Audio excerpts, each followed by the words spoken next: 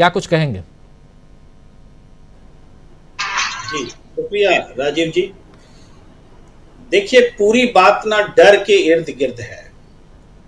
राहुल गांधी ने जो बात कही कही थी, अमेरिका में भी कही कि हमने डर खत्म कर दिया, चुनाव नतीजे आए उसके बाद से डर खत्म हो गया।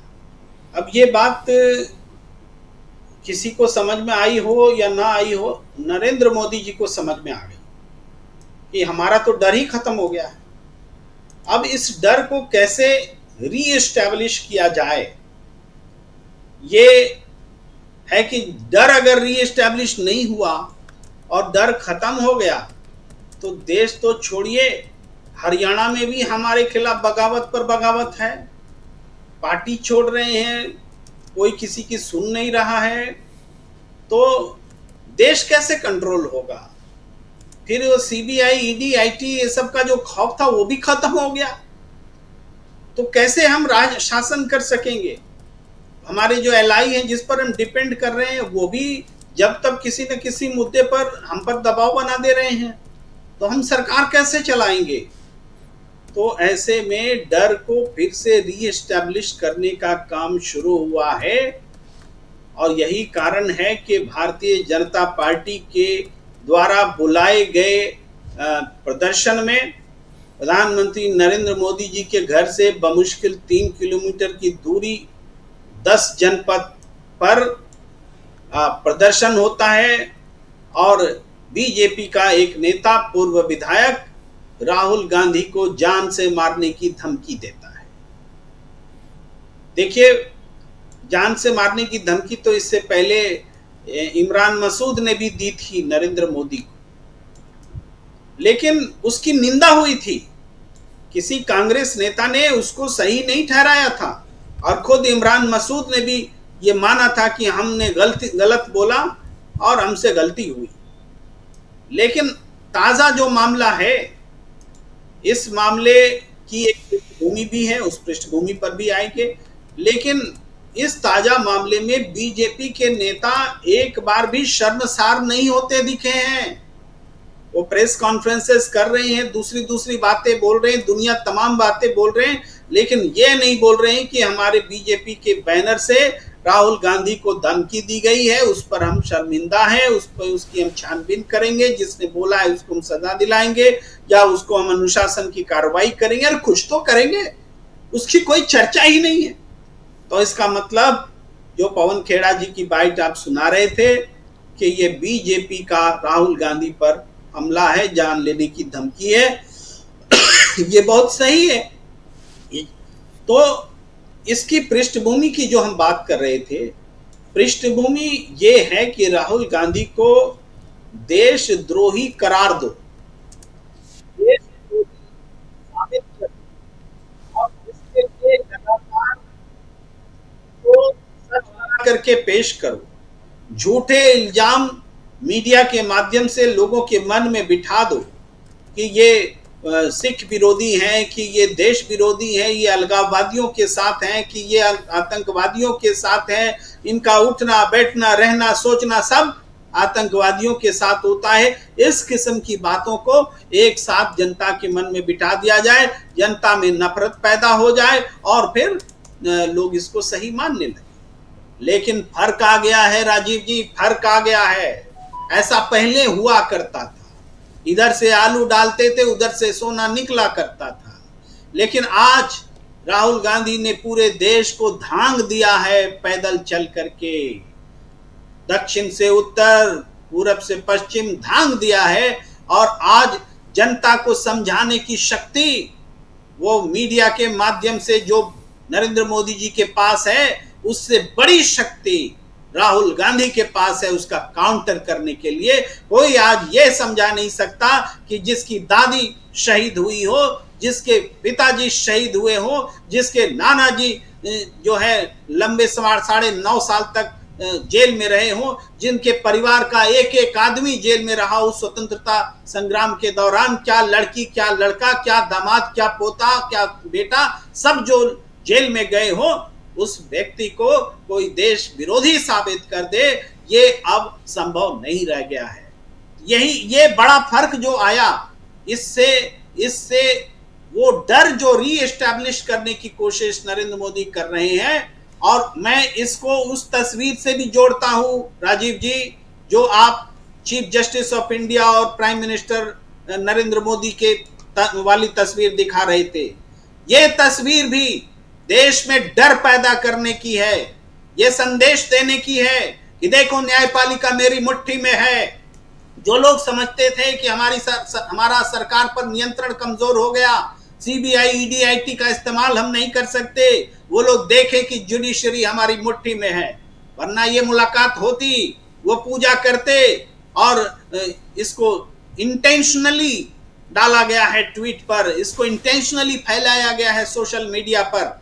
यह सिर्फ महाराष्ट्र की चुनाव को प्रभावित करने वाला वीडियो नहीं है कि वो महाराष्ट्र की पोशाक पहनकर खड़े हो गए और डी.वाई. चंद्रचूड़ जी मराठी हैं तो जनता महाराष्ट्र की ये समझ लेंगे मराठी। और लेकिन हाँ, ये खतरनाक है कि गणेश उत्सव का इस्तेमाल किया गया है, गणेश जी की आरती भगवान को सामने रख करके ये साजिश रची जा रही है, डर पैदा करने की साजिश कि देखो न्यायपालिका हमारी मुट्ठी में है। तो ये डर को री एस्टैब्लिश करने के लिए ही पूरा ताना बाना नरेंद्र मोदी जी बुन रहे हैं, और इस लड़ाई में राहुल गांधी के सामने अब तक वो कच्चे पड़े हैं, और हमें लगता है कि आगे भी वो कच्चे पड़ेंगे। जो साजिश राहुल गांधी के खिलाफ रची जा रही है वो साजिश फलीभूत नहीं होने वाली है राजीव जी, ये मैं कंक्लूड करता हूं।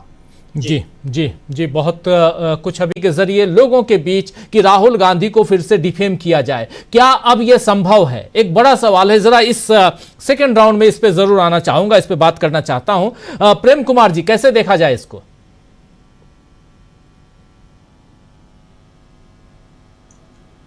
देखिए, राहुल गांधी को फंसाना या उनके खिलाफ साजिश करने का क्या मतलब है, इसको भी समझना जरूरी है कि राहुल गांधी के खिलाफ साजिश का मतलब क्या। तो राहुल गांधी जिस ईमानदारी के साथ में राजनीति करते हैं, उनको बेईमान साबित करना कि राजनीतिक रूप से बेईमान है, आरक्षण पर झूठ बोल रहे हैं, इस तरह की बातें, या जो उनकी दृढ़ता है कि ये मजबूती के साथ हम तब तक खड़े रहेंगे जब तक दलित, पिछड़े और 90% आबादी को इक्वल अपॉर्चुनिटी वाले अवसर ना आ जाए। तो उस दृढ़ता को कमजोर करना, और उसको कमजोर करने के लिए कानून का डर, गलत ढंग से फंसाया जाना, जनता में बदनाम करना, ये सारी चीजें एक पैकेज की तरह है। वो सारी चीजें होने लगी। एक खुली धमकी जिसकी हमने चर्चा की, उसके बाद अलग अलग अदालतों में राहुल गांधी के खिलाफ याचिकाएं दी जाने लगी हैं कि ये देश विरोधी हैं, देश के खिलाफ काम करते हैं, यानी कानूनी रूप से उनको फंसाया जाना। ये सारी चीजें ही उस साजिश का एक हिस्सा है जिससे राहुल गांधी की आवाज को कमजोर किया जा सके, राहुल गांधी की राजनीति को कमजोर किया जा सके। और राहुल गांधी की राजनीति का मतलब है देश में अपोजिशन की राजनीति, सिर्फ कांग्रेस की राजनीति नहीं।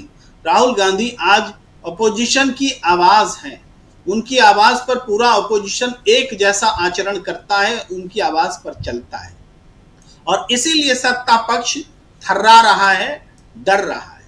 और सरकार तो मणिपुर में भी चल रही है, देश में भी चल रही है, और सरकार हरियाणा में भी आप खबर चला रहे हैं। 52 दिन पहले सरकार चलाना छोड़ दिया इन्होंने, सरकार चला ही नहीं सकते। क्या मजबूरी आ गई भाई? आपको जनता ने वोट दिया सरकार चलाने के लिए, आप मणिपुर में एक तरह की सरकार चला रहे हैं, देश में एक अलग किस्म की सरकार चला रहे हैं, और हरियाणा में हम सरकार ही नहीं चलाना चाहते। 52 दिन पहले अपने सरकार चलाना छोड़ दी।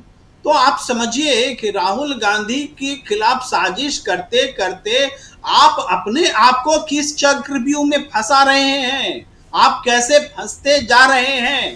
राहुल गांधी तो उस साजिश की चपेट में नहीं आएंगे, क्योंकि इनके पास में रियल फिजिकल जनता जो है ना, फिजिकली खड़ी है, इसलिए नहीं आएंगे।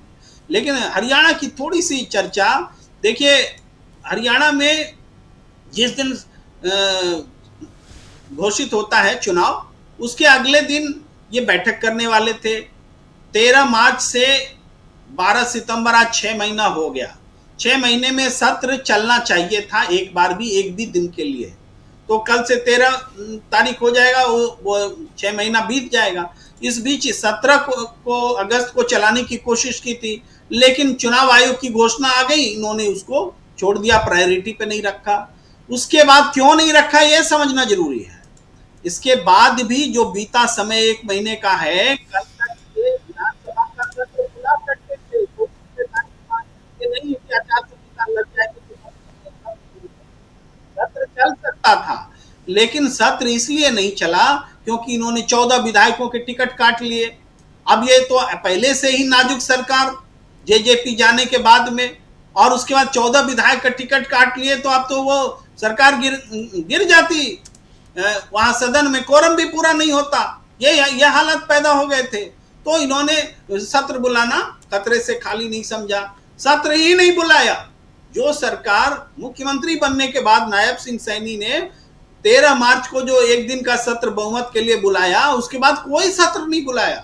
और उसके बाद 52 दिन पहले विधानसभा एक तरह से निलंबित हो गई और कार्यवाहक मुख्यमंत्री हो गए।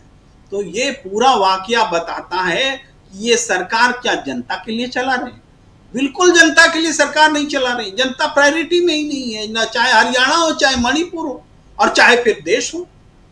ये स्पष्ट हो गया, और ये स्पष्ट इसलिए हुआ है क्योंकि चुनाव में हार का डर राहुल गांधी की सियासत ने पैदा कर दिया है। मणिपुर में नहीं गए वोट मांगने, आप देखे, कश्मीर में नहीं गए वोट मांगने, उम्मीदवार भी खड़ा नहीं किया, और हरियाणा में भी नहीं जाएंगे। आप लिख लीजिए, नरेंद्र मोदी जो 4 दिन का जो रैली रखे हैं वो नहीं जाने वाले हैं, नहीं जाएंगे हरियाणा में भी। उनको कह रहे हैं, उनको खुफिया रिपोर्ट मिल रही है, पता नहीं कैसी खुफिया रिपोर्ट है। महाराष्ट्र में भी उनको डर लग रहा है, हरियाणा में भी डर लग रहा है, और वहां वो भी नहीं जाएंगे। तो जनता की सियासत से राहुल गांधी ने एक ऐसा करारा जवाब दिया है कि इनके खिलाफ साजिश सफल होना तो दूर की बात है, वो हर तरह से घिरते, फंसते, डरते नजर आ रहे हैं। डरी हुई तो मोदी सरकार है। और सही कहा था प्रोफेसर रविकांत जी ने कि ये डराते हुए जो दिख रहे हैं, वास्तव में वो खुद डरे।